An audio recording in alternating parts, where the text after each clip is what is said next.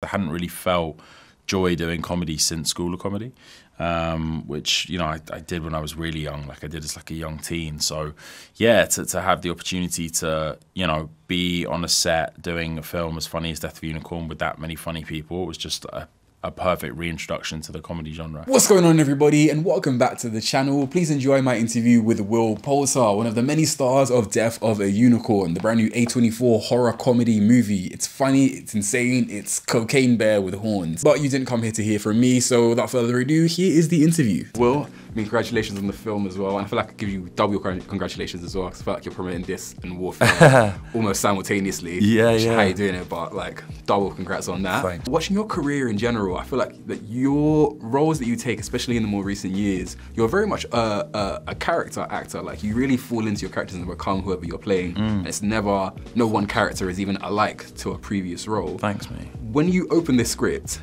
and you go, right, you see Shepherd, what is it about that character that draws you into wanting to play that role?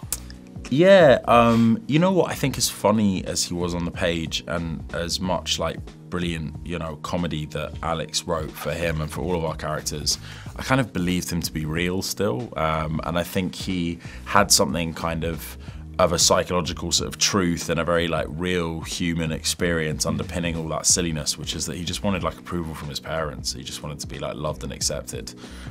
So having that like real psychological sort of truth to kind of cling on to, or as a foothold in the development of the character, was very necessary for me. And there's a particular scene, I mean, there's so many different moments where like one-liners that you have that kill me. There's a really great scene, it's like a one-hour where the camera's sort of like moving through like the living room. And everyone's like on the phone, you're doing all that stuff. I love a one-hour in a film, but I can't imagine how it is when you're performing it.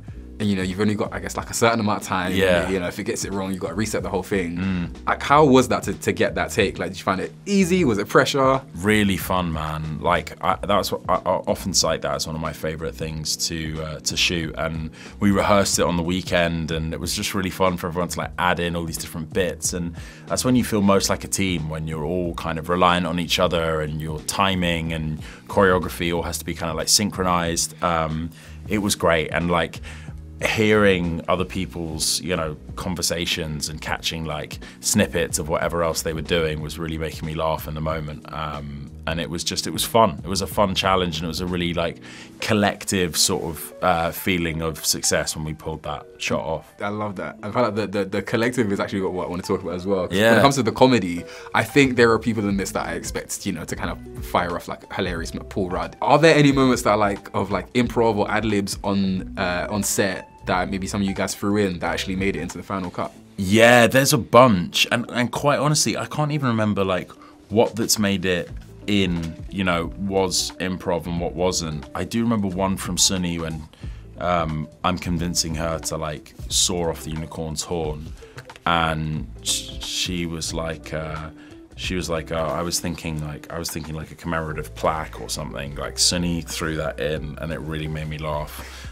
She's such a gifted improviser, but you know, surrounded by comedians on that set, and everyone came up with stuff every day. It was great. Yeah, I mean, you yourself, man, like comedy, like, I mean, as like a Brit, I know your comedy days from like the School of Comedy. Oh, no way. All of that stuff. Well through to, you know, we're the Millers and all that. Yeah. So I know like comedy sort of like how you got your start, and then I feel like there was a pivot at some point in your career where you know, I feel like you can lean into the more dramatic roles.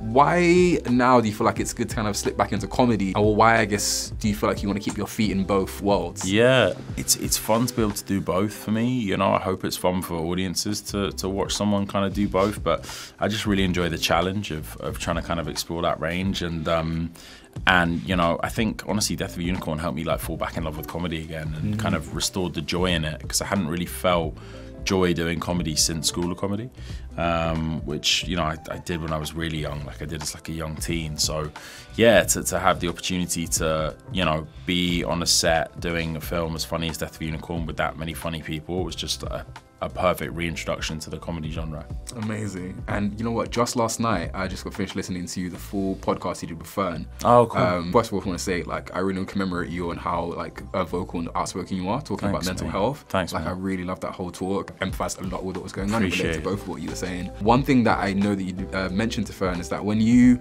got the bear, at the time you were quite interested in like, you know, a project like that of your own. Is writing and working behind the scenes something that you might want to pursue in the future? Yeah, you know, I do a bit of writing, and yeah, you know, producing is something that I'm really kind of enjoying, because it's affording me a little bit more kind of like creative control. But I do still feel like I have so much to learn in the acting department, and so I don't want to like fall between stools or you know, kind of let up in terms of like ethic in that area. So yeah, still a lot to learn in that regard, but trying where I can to develop skills in the writing and producing department as well. I love that. Yeah. And then with Death of the Unicorn, my last question is going to be, there are so many great one-liners. Like, my favorite line from it has got to be when they say like, you know, it's going to cure cancer, and you're like, cancer?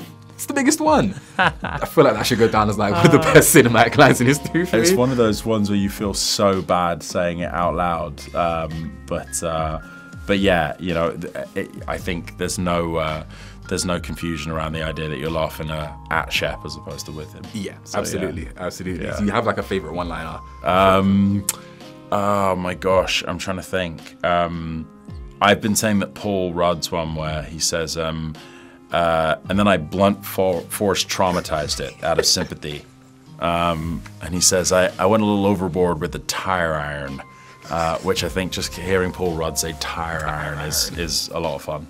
I love that. I love that. Amazing. Well, thank you so much for your time, Thank you, mate. Appreciate it. And there you have it. You made it to the end of this video. According to my algorithm, you're one of few. If you like this video, give it a thumbs up. And if you want to see more of my interviews with other actors, directors, and celebrities, please click this playlist. You'll be able to see a whole lot more. And subscribe for generally just a lot more of me waffling about films and TV shows down the camera lens. Many of you may ask how I got this interview, and my answer is, I'm not sure, but the team at A24 are very nice. And that's the tea.